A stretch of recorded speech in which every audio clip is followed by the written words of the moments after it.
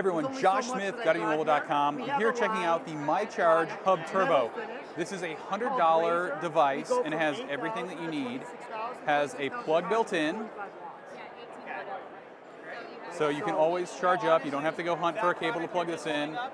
And then we have chargers built right in that we need here. So you always have a USB-C and you always have a lightning port. So check that out. You have both of these built right in.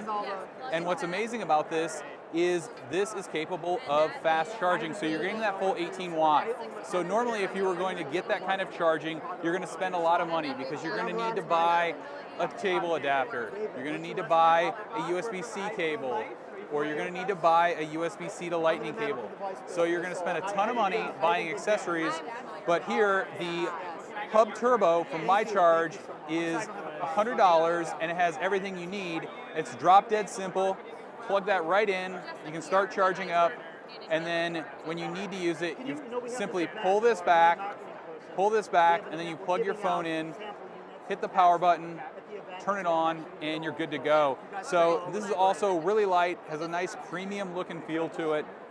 It's really impressive and something you definitely need to check out. We'll have links down in the description below so you can learn more about the MyCharge Hub Turbo.